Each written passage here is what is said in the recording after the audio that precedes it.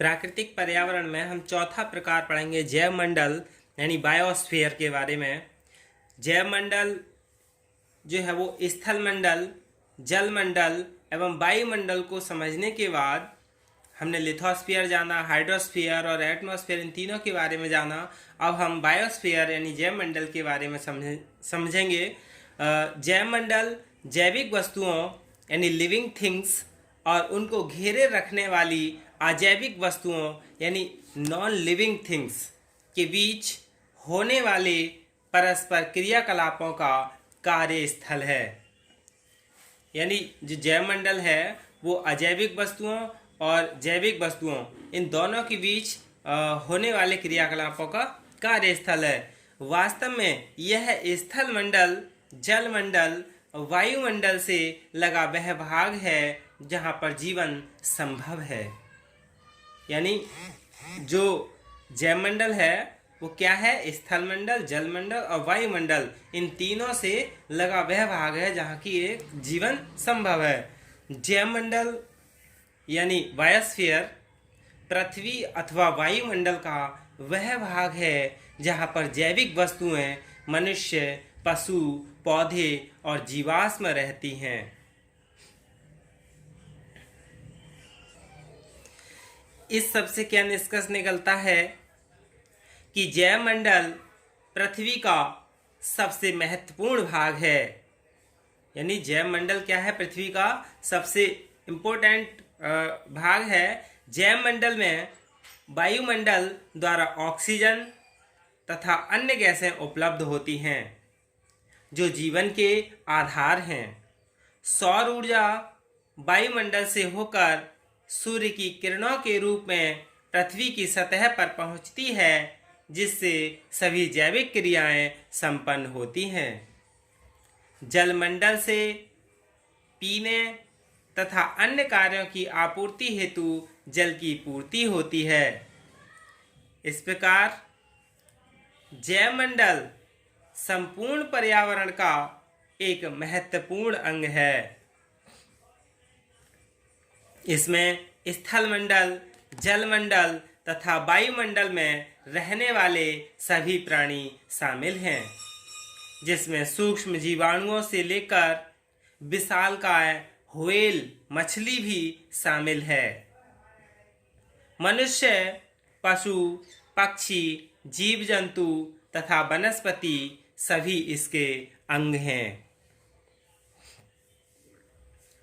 जैव मंडल में किसी भी क्रिया का प्रारंभ और ऊर्जा से ही होता है, सौर ऊर्जा से ही प्रारंभ होता है, जो सूर्य की किरणों के रूप में पृथ्वी पर आती हैं।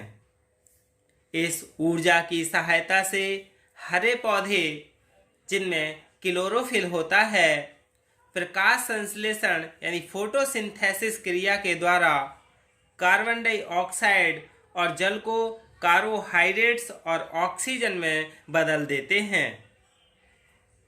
ऑक्सीजन वायुमंडल में मुक्त हो जाती है और कार्बोहाइड्रेट पौधों में ही ऊर्जा के रूप में उपस्थित रहता है। यह ऊर्जा शाकाहारी यानी हार्बीवोर पशुओं द्वारा घास अथवा छोटी वनस्पति खाने से तथा फिर मांसाहारी पशुओं यानी कार्निवोर द्वारा शाकाहारी पशुओं के खाने से और आगे बड़े पशुओं द्वारा छोटे मांसाहारी पशुओं के खाने के क्रमवार तक भोजन श्रृंखला के रूप में चलती रहती है। जैसे भोजन श्रृंखला यहाँ समझ लें कि घास के लिए कौन खाती है? बकरी, और बकरी को कौन खाता है? भेड़िया, और भेड़िए को कौन खाता है? शेर। ऐसे ही घास को कौन खाता है? कीट को कौन खाता है? पक्षी, और पक्षी को कौन खाता है? बाज। यानी इस तरह से क्या भोजन श्रृंखला है। बीज या फल, इसे कौन खाता है? चूहा बीज या फल को खाता है, और चूहे को कौन खाता है? बिल्ली, और बिल्ली को कौन खाता है? अजगर।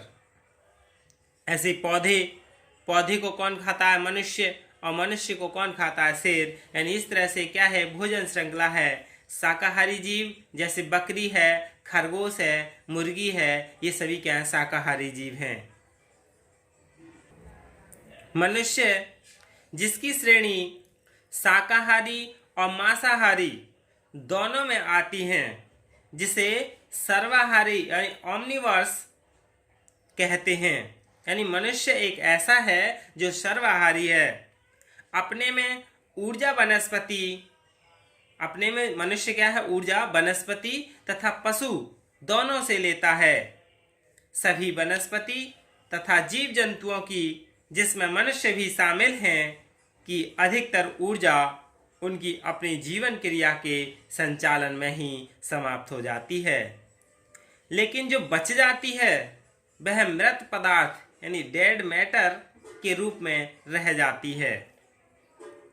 यानी जो मनुष्य भोजन से ऊर्जा प्राप्त करता है, उस अधिकतर ऊर्जा का वो अपने जीवन क्रिया के चलाने में, संचालन में ही समाप्त कर देता है। लेकिन जो बची हुई ऊर्जा होती है वो वह अपने मृत पदार्थ के रूप में कुछ थोड़ी बहुत रह जाती है।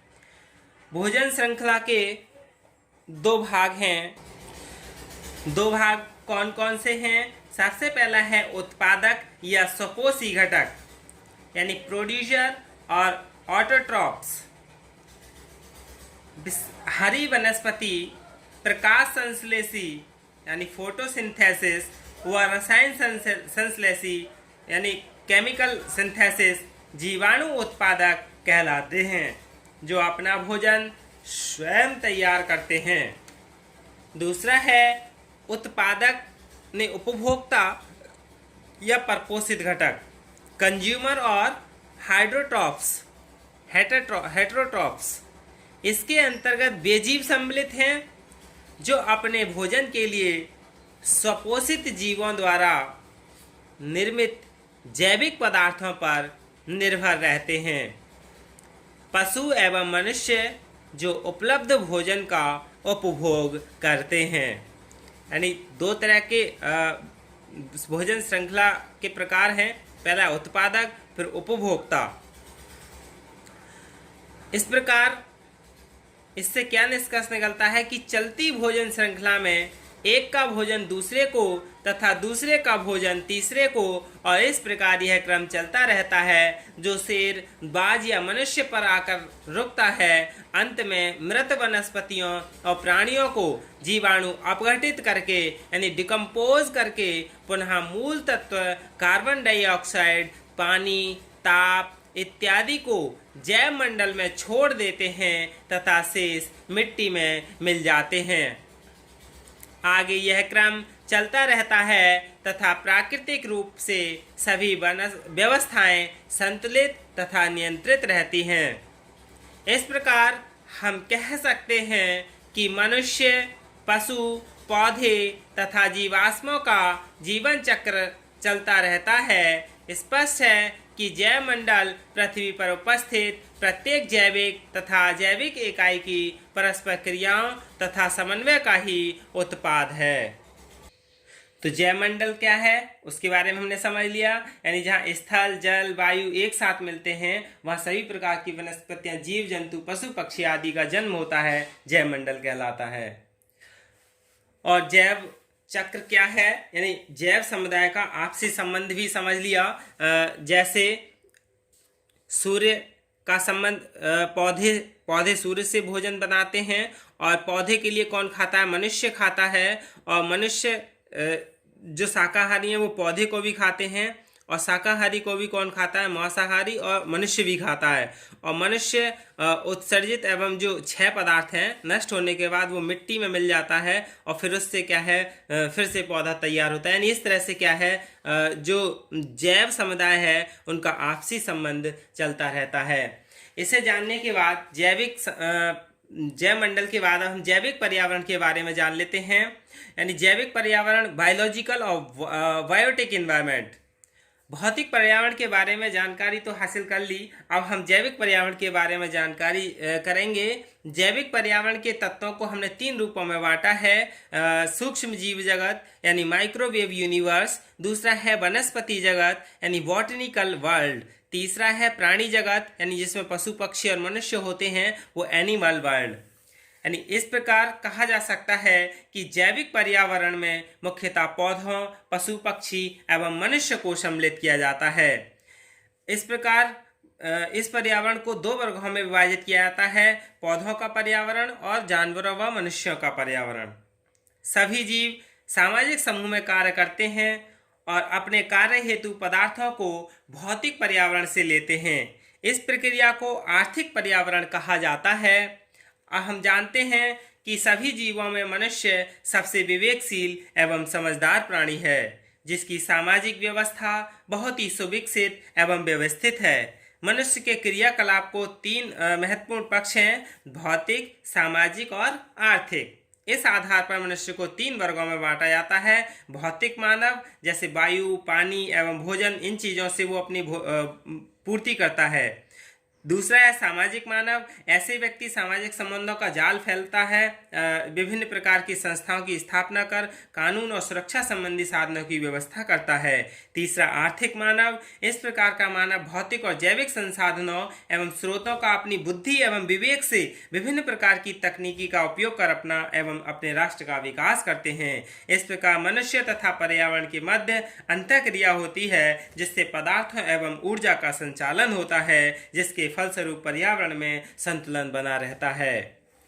भौतिक पर्यावरण को जलवायु के पर्याय के रूप में समझा जाता है और जलवायु व्यक्तियों की कार्य क्षमताओं, आदतों, स्वभाव, रहन सहन इत्यादि को प्रभावित करती है। यही कारण है कि विभिन्न जलवायु के निवासियों की भाषा, उसके रहन सहन एवं स्वभाव में अंतर होता है। इसके अतिरिक्त उनके सामाजिक और आर्थिक कार्य प्रणाली में भी अंतर होता है। मानव अपने पर्यावरण के साथ किस तरह से अंतःक्रिया करता है, यह अब हम मनुष्यकृत पर्यावरण के जो है मैन मेड एनवायरनमेंट, उसमें जानेंगे। धन्यवाद।